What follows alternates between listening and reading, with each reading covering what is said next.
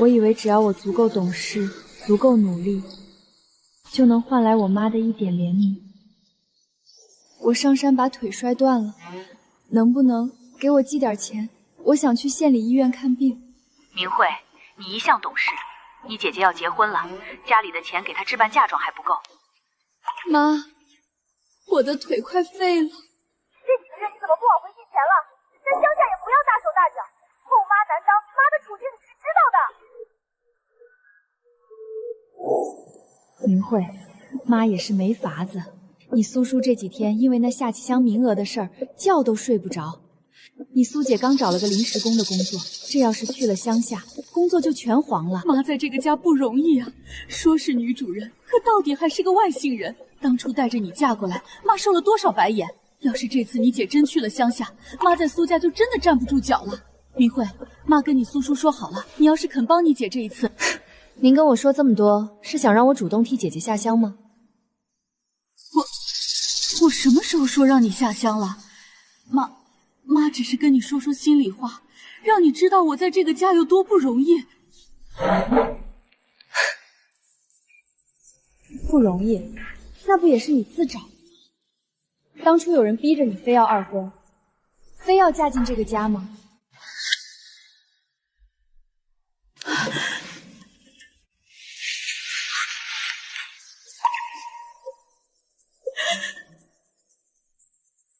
我在这个家里对妓女差一点，人家就说我是恶毒后妈，婆家嫌弃我是二婚，处处看我不顺眼，你继父也夹在中间为难，我连个说心里话的人都没有，现在连我自己的孩子也不能理解我，阿弥陀佛啊！就是这些话，曾经骗了我一辈子，毁了我的一生。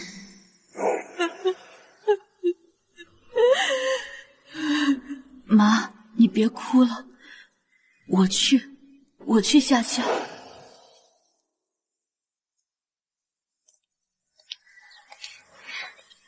妈，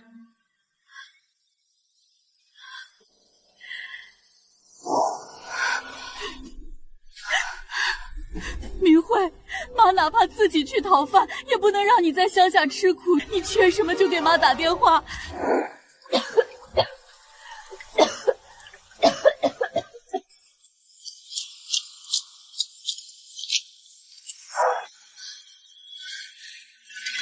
妈，我腿摔了，能不能给我寄点钱？我想去县里。你是不是又乱花钱了？家里最近也紧，你省着点用。妈，我真的摔断了腿。行了行了，我还去给你姐姐置办嫁妆呢。百货大楼新来了一批哈士来的布料，正好给你姐做一套新衣服。我先挂了。唉，看你可怜，要不收钱了。但这骨头位移了，没去了县医院，以后这腿怕是保不住了。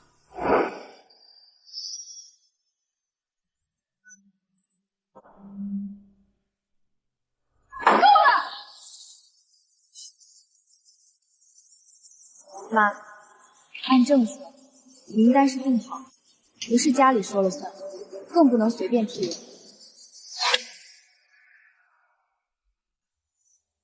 这种眼泪，上辈子我看了无数次。每一次他只要一哭，我就像个罪人一样想方设法去弥补。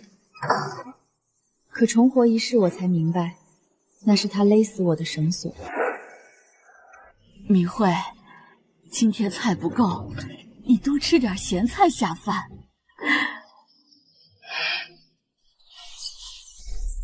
下乡要准备的东西怎么样了？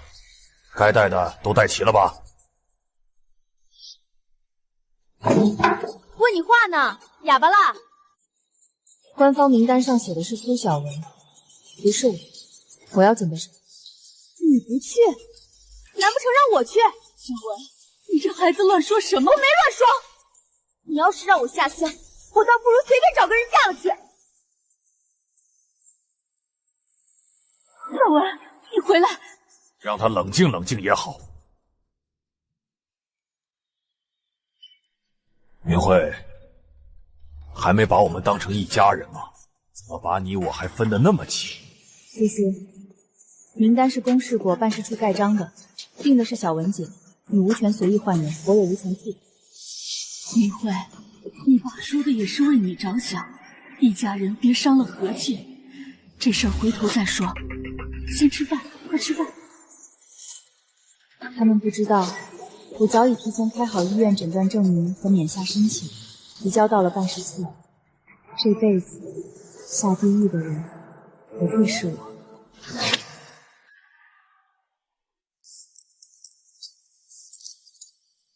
这顿团圆饭终究是吃不下去了。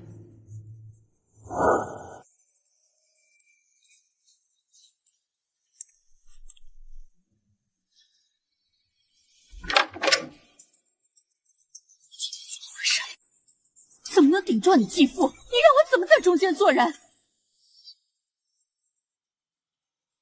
你姐姐是骄阳长大，她打小就没干过重活，她怎么能去乡下那种地方？你就不能懂事一点吗？妈在这个家本来就难，你还给我添乱！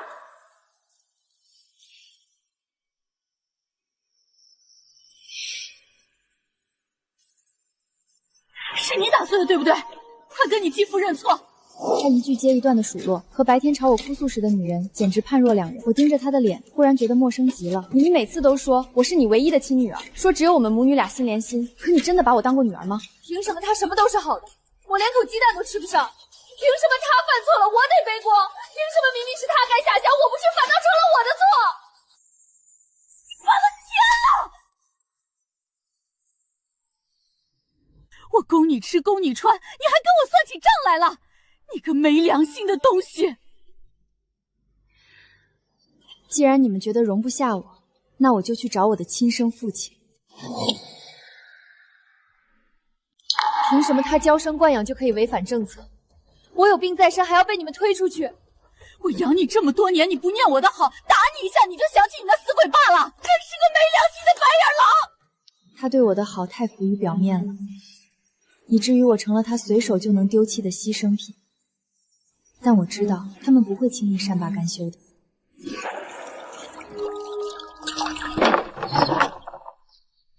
爸，我要结婚了，你赶紧给我准备钱。闹什么闹？这位是岳父好，我今儿个是特意来提亲的。你个丢人现眼的东西！谁让你有了新老婆孩子，就忘了自己亲闺女，非得让我下乡？那我还不如随便找个人嫁了算了。没出息的东西，简直是造孽！那些话听着像骂季季，可他的眼神分明是在敲打给我看。明慧啊，你也看到了，你姐姐没你稳重，也没你懂事，家里这担子终究还是得交给你。好吧，那得立个字据，我也要把户口先迁过去，免得将来有什么变故。行，只要你肯走，这些都依你。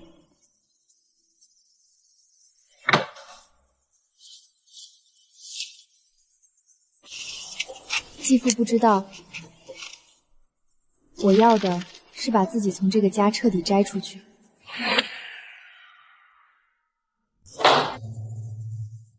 东西给你了，抓紧去办，办完了赶紧回来，准备出发。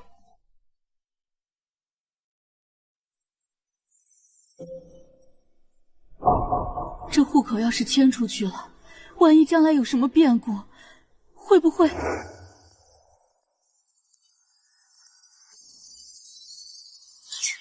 那张字据连个手印都没有，那蠢货竟然真信了，跟他那个妈一样蠢。小点声，别让他听见了。要是坏了事，谁替你下乡？听见又怎么样？他现在户口都迁走了，不走也得走。这种蠢货，活该被咱们卖了还数钱。我从来就没信过这张废纸，因为我的目的从来就不是这张字据。拿这张假字据做什么？想讹我？你还真以为我爸会给你东西？真是蠢得可怜。那字据就是骗你下乡的，你个蠢货还当真了？要是他不下乡，下乡的就是我。明慧，你怎么能干出这种事儿，还造假字据？咱们都是一家人，名单上的人呢？该走了。是他，他要下乡，快带他走。公示名单人员是苏小婷。同志，是不是弄错了？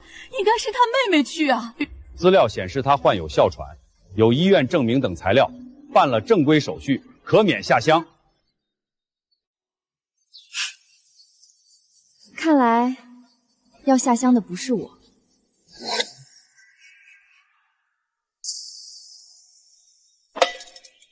名单上的人呢？时间不等人，再磨蹭，你们家担得起这个责任？我就说嘛，这下乡的名额本来就该是苏家亲闺女小姨的，哪有让继女替着去的道理？可不是嘛！之前就听着这家后妈天天哭哭啼啼劝继女去，真是够狠心的。不对，名额是他的，是王明慧的，我们家早就说好他去了，你们不能找我。胡闹！知情下乡人员早就公示过了，哪是你们个人说谁去就谁去的？你叫苏小文是吧？名单上写的就是你们家，不是你是谁？上一世站在这里被所有人盯着，被推上卡车的人是我。那时候我看着他躲在继父身后，眼里满是幸灾乐祸，而我像个傻子一样，还在为母亲的眼泪心软。您通融一下，这里边有点误会。误会什么？知情名额严禁私下交换、买卖、造假，公示名单就在这儿。人家王明慧的免下申请1周前就下来了，手续齐全，合格合法，而且人家户口也迁回亲生父亲那里了。你们家要是再阻挠，就是违反相关政策规定，后果你们自己担着。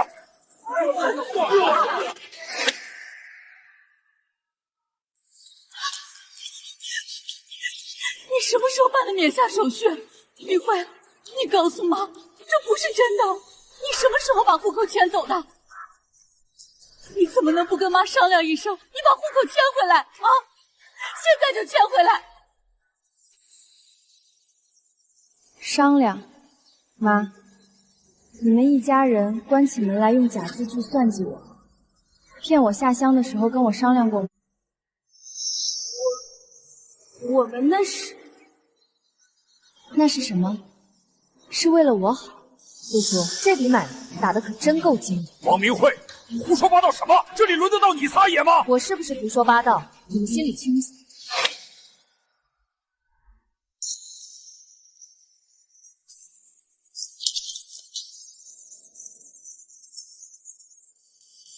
明慧，妈求你，妈给你磕头了。你就替小文去吧，他从小娇生惯养，没吃过苦。你懂事，你心善，你就当可怜可怜妈，可怜可怜你姐姐，行不行？上一世他也是这样，在我面前哭，在我面前跪，用一句懂事把我推进了万劫不复的深渊。妈，我问你，当年你跟我爸离婚，明明知道跟着他我不会受委屈，为什么非要把我从他身边抢走？你跟我说，我爸会给我找后妈，后妈会虐待我，只有跟着你才是对我好。可你把我带在身边，就是为了让我给你的妓女当牺牲品，对吗？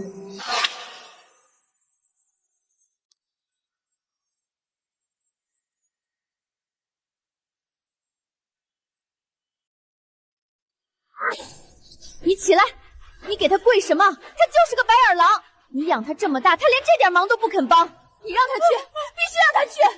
小文，妈没办法了，妈真的没办法了。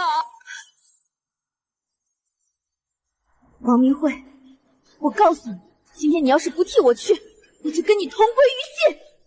我不好过，你也别想好过。闹够了没有？公示名单上的就是苏小文，不许再阻挠，带走！让我呀！苏建国，你想阻挠政策执行？再等等，再给我们一点时间，我求求你们了！王明慧，你这个白眼狼，我诅咒你这辈子不得好死！你等着，我一定会回来的，我不会放过你的。上一世他在城里穿着新衣服，用着我寄回去的钱，风风光光的嫁人。那时候他可曾对我有过半分怜悯？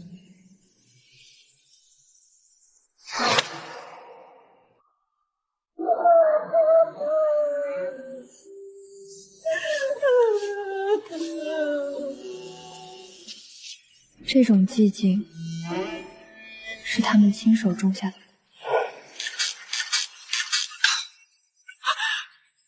做的什么狗屁东西？那是人吃的吗？没了苏小醒这个亲生闺女在跟前，他的怒火总得找个发泄口。真是瞎了眼，在这个家养了个白眼狼！你消气。消气，那是我的命根子。像有些人心肠比石头还硬。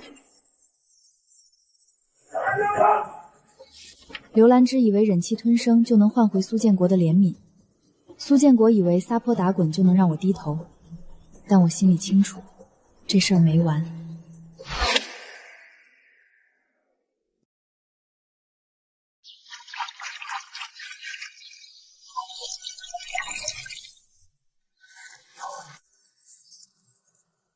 苏大哥在家不？我给你带好消息来了。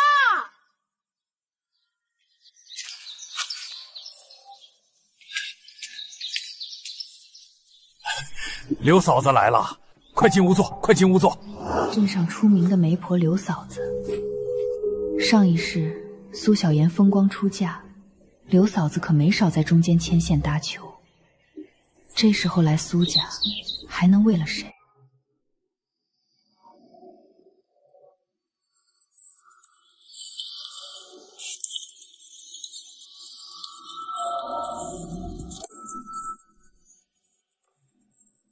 明慧，别洗了，进屋来给刘左嫂子打个招呼。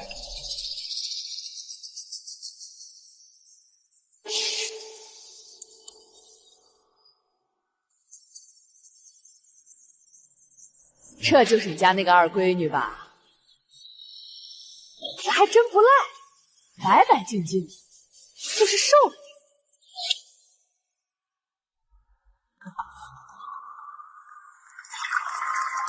瘦是瘦了点，但身体好，能干活的。这孩子打小就勤快，家里的脏活累活都能一把抓，绝不是那种娇滴滴的大小姐。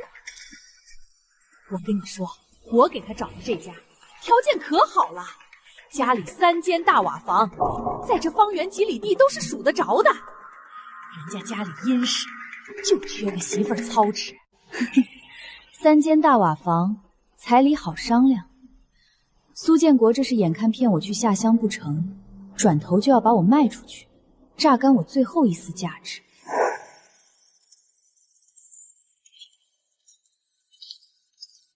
哎呦，赵老板，您怎么亲自过来了？快请进。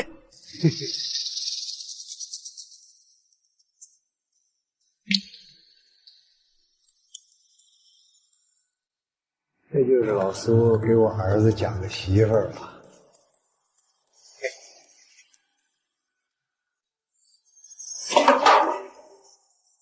这是什么意思？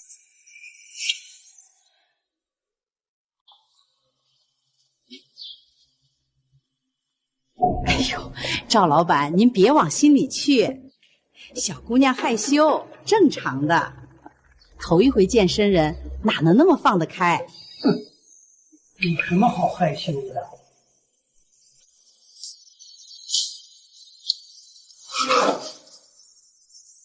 你敢打我！你个臭丫头，你敢打我！站住！你这个死丫头，抓住他！别让他跑了！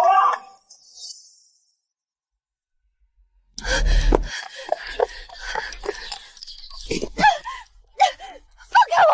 苏建国，你放手！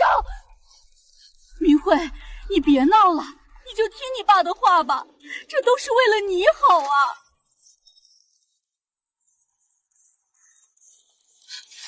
为了我好，为了我好，就是让我嫁进那样的人家吗？妈，你摸着良心说，这话你自己信吗？闭嘴！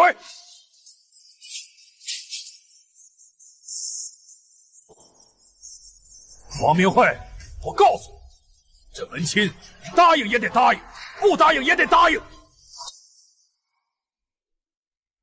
父母之命，媒妁之言，天经地义。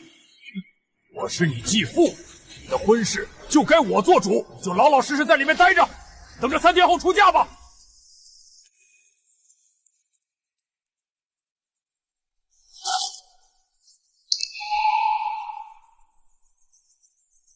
我知道苏建国是铁了心要让我嫁出去，他从来都没有在乎过我。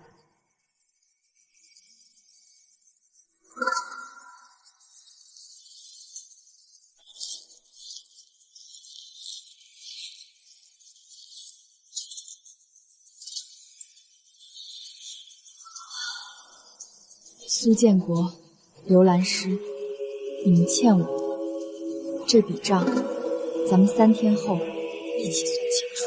明慧，你就认了吧，妈也没办法。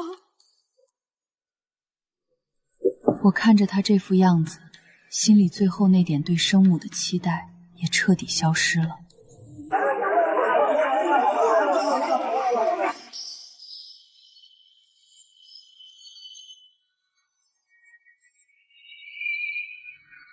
赵老板的接亲队伍来了。苏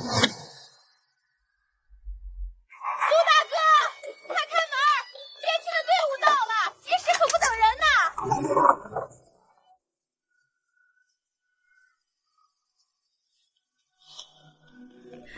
明慧，换上吧，吉时快到了。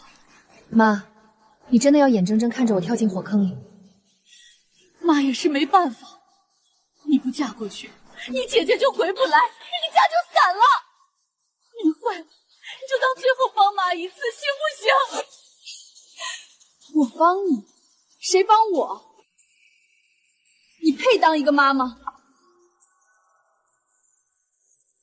帮新娘子更衣，别碰我，放开！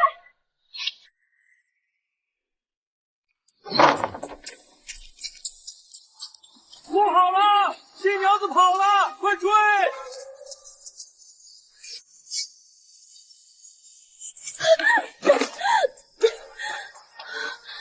没力气了，难道还是逃不掉吗？老天爷，你为什么要跟我开这种玩笑？爸，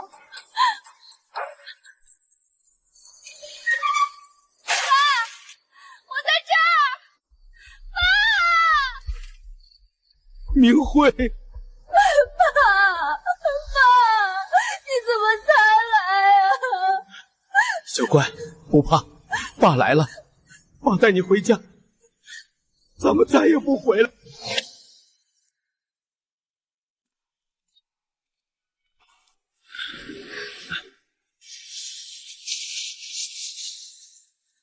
明慧，今晚你睡这屋，爸就在外边，有事就喊一声。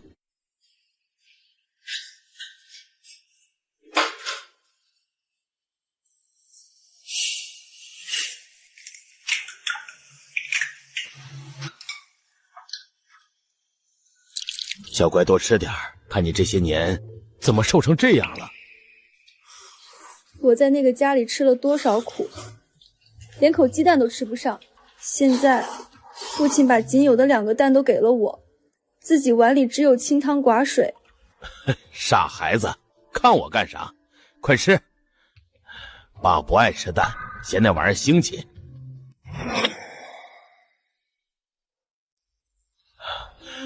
明慧，爸想问问你，你现在年纪还小，你想不想回学校继续念书？要是你不想去，想在家歇着也行，爸养得起你。爸就是觉得你打小聪明，不念书可惜了。女娃子念那么多书干啥？你姐正缺个下乡的替身，收拾东西滚蛋！上一世，我连初中的课本都没摸全，就被打发去下乡了。爸，我想念，我要念书，我想考大学，想以后能有出息，让你过上好日子。这一世，我绝不会再放弃读书的机会。好，好，只要你想念，爸就是砸锅卖铁也得供你。主任，您看这孩子成绩真的好，就是被他妈耽误了，您给个机会。去吧，明慧，进去好好念。新的人生开始了。我知道高考很快就会恢复，我也知道哪些东西会涨，哪些东西会跌，更知道这几年里会发生什么。上一世，这些信息对我来说只是带的背景板，因为我正身处地狱。但这一世，他们是我和父亲翻身的本钱。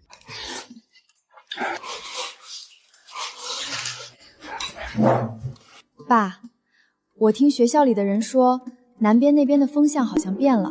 小乖，你一个小孩子家的，琢磨这些干啥？爸，我想让你以后别那么辛苦，咱们攒的那点钱，不如换成收音机零件，或者是南边的干货，过2个月价格能翻一番。爸，你相信我吗？爸信你，只要能让你过好日子，爸这把老骨头豁出去了。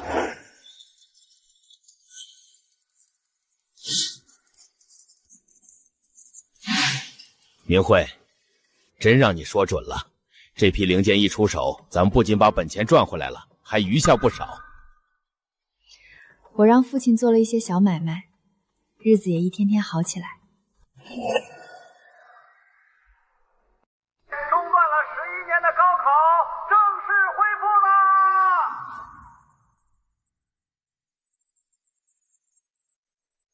世君爷，高考恢复的消息正式公布。明慧，听见没？机会来了，爸支持你，哪怕攻到天边去，爸也攻。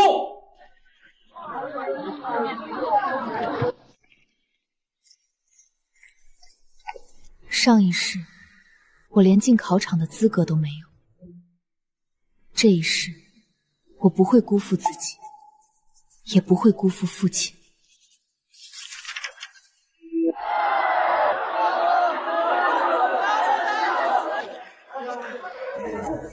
渴了吧？喝点水。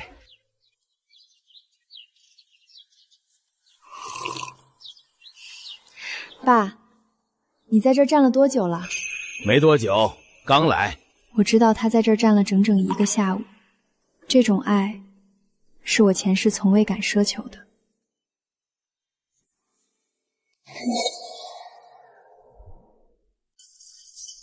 明慧，明慧，有你的信。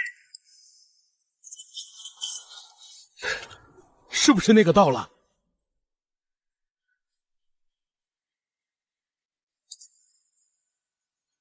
当时考的感觉还不错，在这个年代肯定能上个很不错的大学了。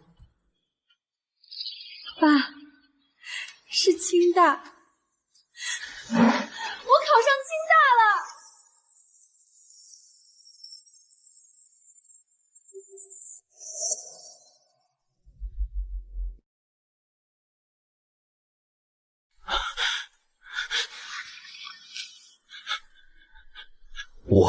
我去给你下碗面。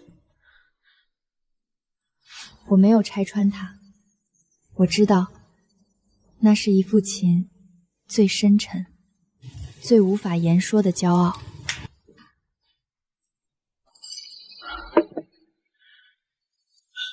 快趁热吃。爸，你眼睛怎么这么红？没事儿，刚才灶里的柴火巢是油盐引的。那碗面里放了3个荷包蛋，在那个家里，我连1个蛋都求而不得。在这里，父亲给了我他能给的全部。去京都之前，我回了原来那个城市一趟，去办转学和户口的相关手续。明慧，那家人心术不正，你一个人回去我不放心，爸必须陪着你。办什么业务？您好，我来办理户口和学籍转出手续。这是我的录取通知书和相关证明材料。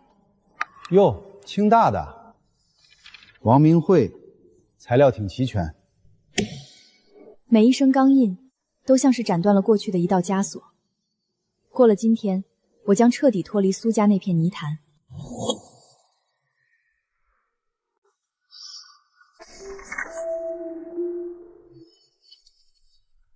我来办工作调动的手续。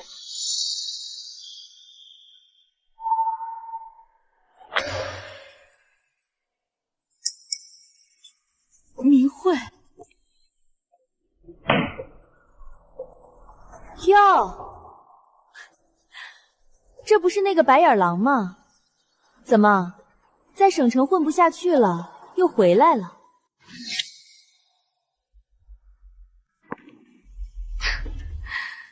听说你跟你那个穷鬼爸过了。也是，你爸能有什么出息？不像我，现在有了工作，你妈把工作让给我了，知道吗？纺织厂的正式工，多少人抢破头都进不去，你羡慕也没用。他把工作让给了苏小温，那份工作是他视为命根子的东西。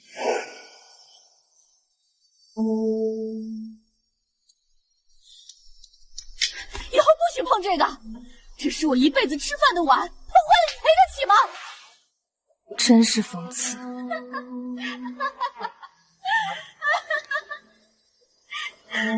现在他把那个碗给了苏小温。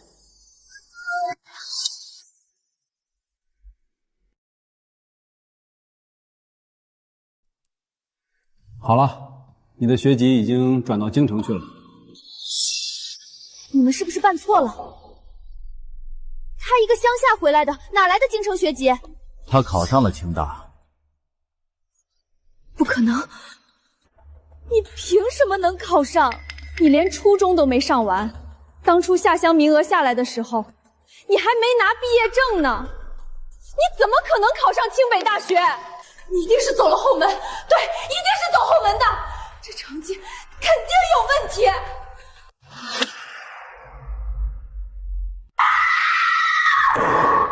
这位同志，请你注意素质，这是办公场所，不是你撒泼的地方。人家是凭真才实学考上的，成绩档案都在这儿，容不得你信口雌黄。这种跳梁小丑般的叫嚣，再也伤不到我分毫。前世我视他为高不可攀的噩梦，如今看来，他不过是个被嫉妒啃食灵魂的失败者。谢谢。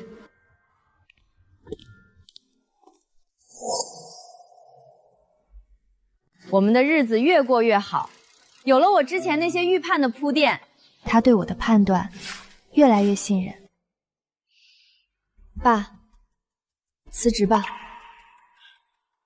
明慧，你说啥？辞职？你在厂里1个月拿死工资，不如自己做点小生意。现在政策松了，个体户可以光明正大的干了。时代变了，爸，守着那张办公桌，咱们一辈子只能看别人的脸色。他在这家厂里干了快20年，对他来说，不仅是生计，更是他半辈子的骄傲和脊梁。好，爸信明慧，只要是为了你以后能挺起腰杆做人，爸这身皮不要也罢。以前在厂里按部就班就行，现在出来干，每一分钱都得靠这双手从寒风里抠出来。师傅，这扣子怎么卖？2分钱一排。您看这成色，都是厂里的好货。爸，我在京都这边看好了几个厂家，他们生产的电子零件和新款程装在南边卖的火热。我把地址和联系人寄回去了，你按我信里说的那个法子去谈。我又根据记忆中的市场变化，给他建议了几个方向。现在的电子产品刚起步，只要抓住这波浪潮，爸的生意就能彻底翻身。老王，还是你这儿的东西实在。上次我多给了5毛，你还特地追了2条街给我送回来。做生意嘛，讲的就是个信誉。您照顾我生意，我哪能占您的便宜？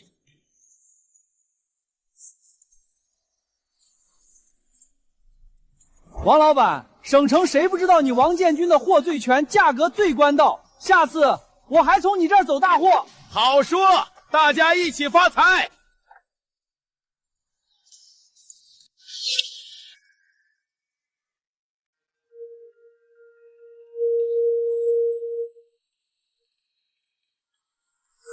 而我在大学里也没有闲着，我底子薄，刚进去的时候跟得很吃力。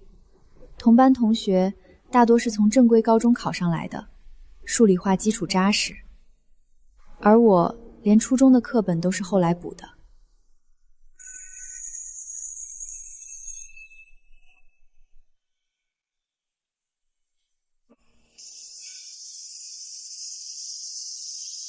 上一世被剥夺的，被践踏的，这一世我要一点一滴全部拿回来。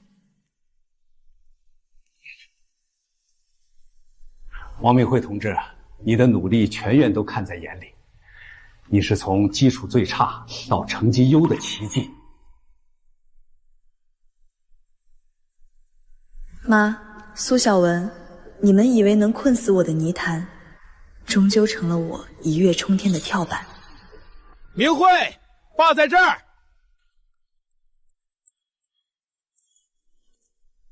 爸，我没让您失望。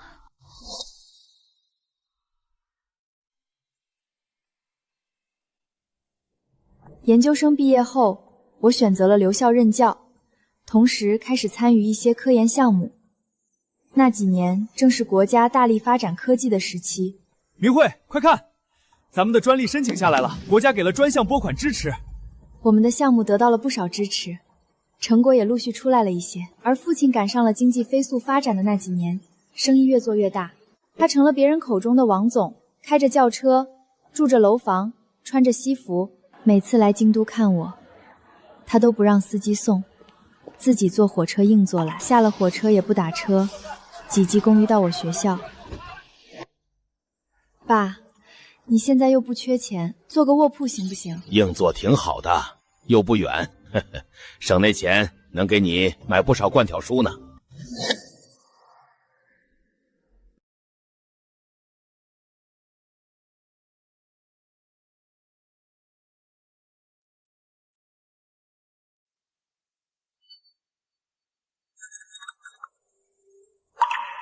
呵呵，学校的饭不好吃吧？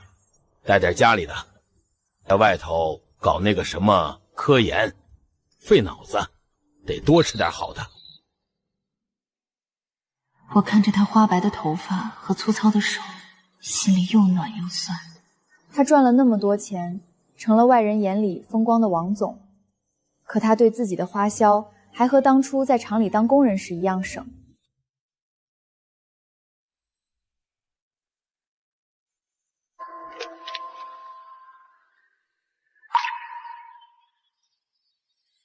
是母亲，我几乎没认出她来。她才40多岁，看起来却像60岁的人。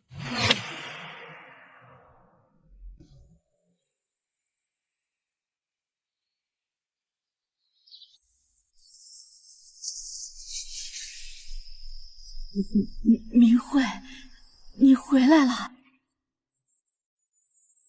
我没别的意思，我就是来看看你们过得怎么样。曾经我以为我会恨死他，或者在功成名就后当面羞辱他，可现在看着他被生活碾碎的样子，我心里竟然只剩下一片虚无。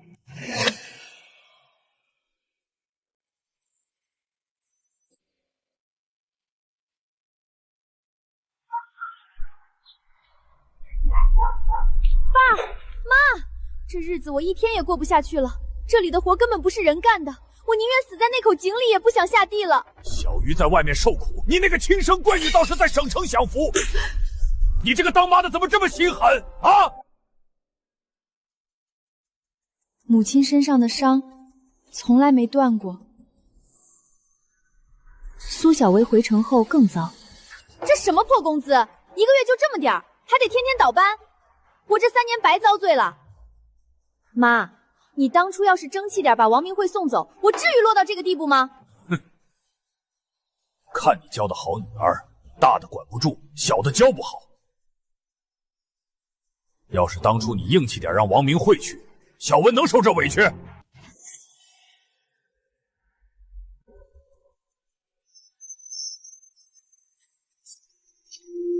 后来厂子效益不好，先是继父下了岗，然后是苏小文，2个人都没了工作，脾气越来越坏。粥，又是粥！老子在厂里干了20年，下岗了就给老子吃这个！建国，家里真的没钱了。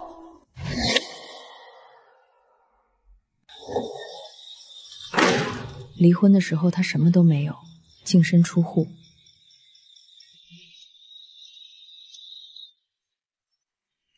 这个曾经把我当成牺牲品的女人。你走吧，妈知道错了，妈这些年遭了报应了，妈真的知道错了，你给妈一个机会。他的道歉从不是因为愧疚，而是因为走投无路。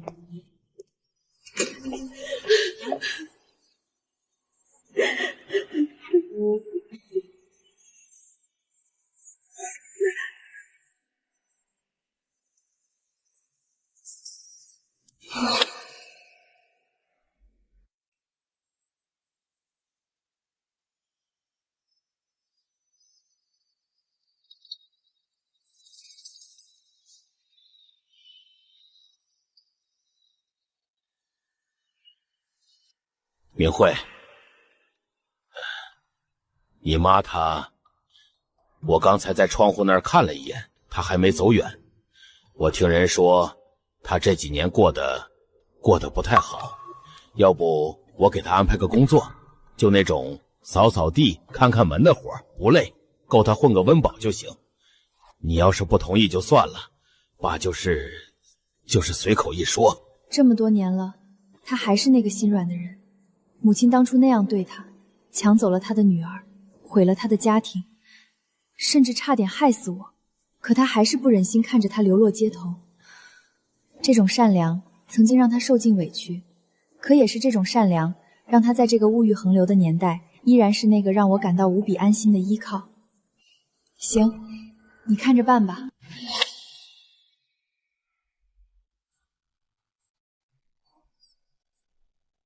明慧，你不生气？你真的不怪爸多管闲事？不生气。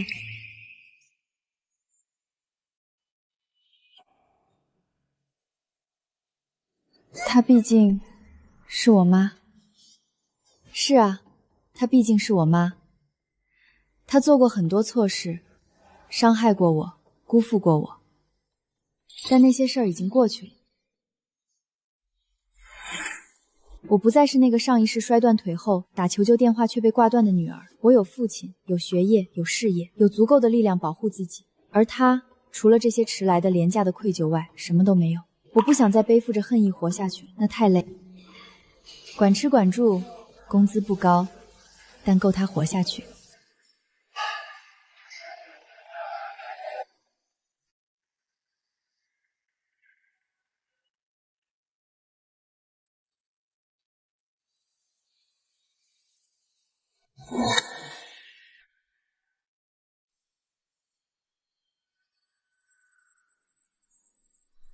我没有再见过他，听说他偶尔会跟食堂里的人提起我，说我考上了清北，说我有出息了。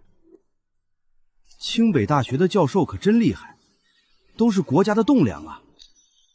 我家那个闺女也在清北，可有出息了。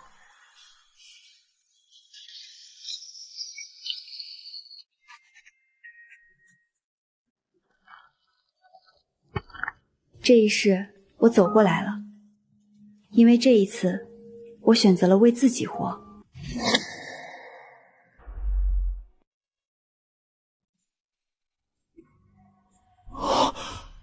王老师成了，我们的参数终于稳定了。这一年我32岁，是清北物理系最年轻的副教授之一。这个项目熬了3年，推翻了上百组数据，终于拿到了突破性成果。我悬了3年的心终于落地了。忙了3天3夜，终于能歇口气了。食堂熬了小米粥，我去打2碗，垫垫肚子。这一世，我从未想过依附任何人，却遇到了陆泽。他尊重我的事业，理解我的过往。在所有人惊叹我的成绩时，他只会轻声问一句：累不累？王教授，电话。爸，不是说好了我去车站接你吗？怎么自己过来了？这点路算什么？我又不是不认路。听说你的项目成了？好啊，好啊！我闺女就是有出息。哪怕她如今的公司已经是华东数1数2的企业，她成了人人称呼的王总，她依旧改不了节俭的习惯。在她眼里，我依旧是当年那个穿着破烂衣服扑进她怀里的小姑娘。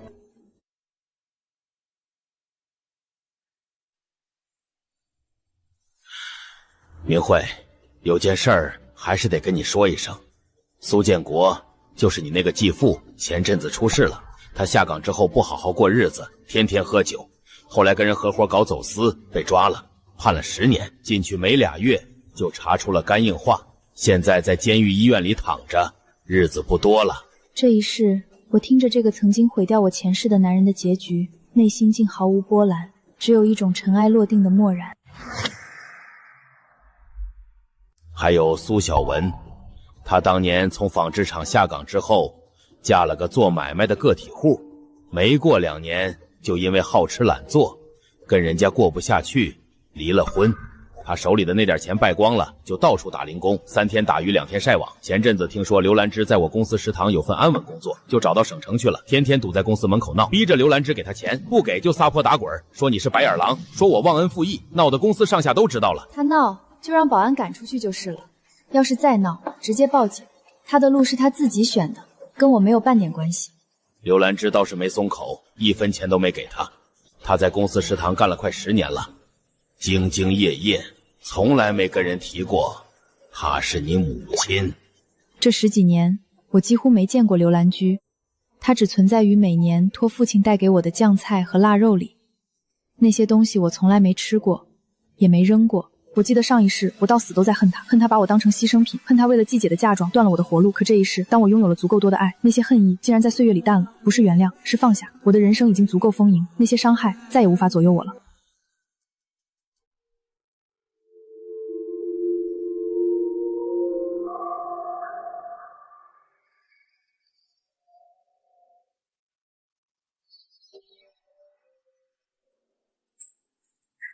明慧，你回来了。快坐快坐。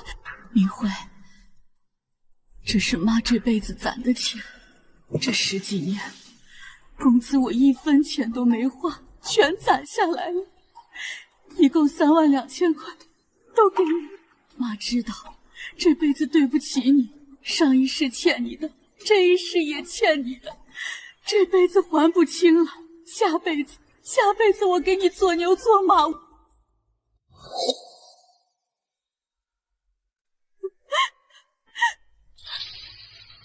你自己留着吧，养老用。不行，妈不配花这个钱，这钱就该给你。当年要不是我，你也不会受那么多苦。刘兰芝，当年的事儿我已经忘了，我现在过得很好，有父亲疼，有自己的事业，有安稳的日子。我不需要这笔钱，也不需要你的愧疚来弥补什么。你当年把我从父亲身边带走，口口声声说为了我好，却把我当成了你在苏家立足的筹码。上一世，你毁了我的一辈子，也害了我父亲的性命。这些事我不会忘，但也不会再记恨。不是原谅你，是我不想再用你的错误来惩罚我自己。这笔钱你留着，往后的日子为你自己活，不用再想着弥补我，也不用再为苏小文兜底。明慧，妈真的错。你这个白眼狼，你害得我一辈子都毁了！你现在风光了，当大学教授了，就不管我们的死活了！住手！今天你不拿10万块钱出来，我跟你同归于尽！你毁了我的人生！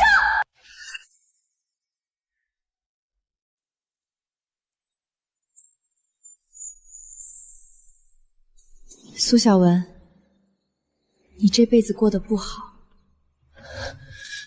从来都不是因为我。当年下乡，名额本来就是你的，是你自己不想吃苦，逼着你爸和你妈要让我替你去，最后你自己去了，那是你为自己的人生做的选择，怨不得任何人。回城后，我妈把名额让给了你，你自己嫌累，嫌工资低，最后被裁员，这也是你自己选的。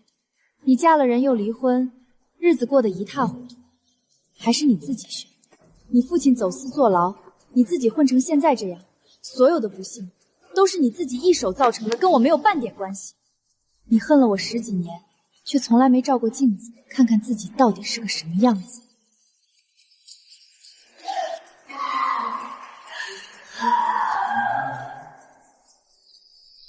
爸，我们回家吧。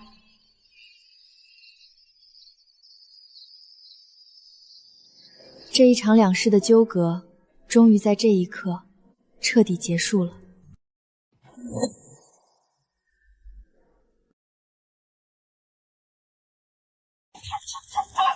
那年春节过后，刘兰珠从公司食堂辞了职，她拿着自己攒的那笔钱回了她的老家。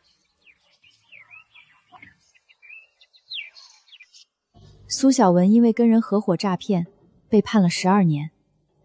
父女俩在监狱里见了面，除了互相指责谩骂，再也没有别的话。苏建国入狱第3年就死了，到死，苏小文都没去看他。这一年春天，我拿到了国家科技进步奖，成了清北物理系最年轻的正部手。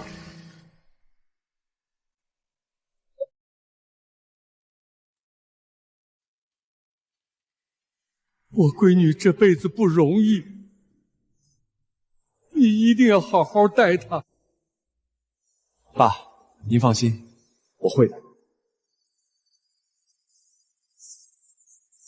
王教授，您经历了这么多，您觉得人生里最关键的选择是什么？是在任何时候都不要放弃自己，都要选择为自己而活。人这一辈子从来不是靠报复别人获得圆满，而是靠成全自己，活成自己想要的样子。上一世的遗憾，这一世都尽数圆满。我活成了自己的光，也活成了名副其实的大女主。往后余生，岁岁年年，皆是向阳，皆是坦途。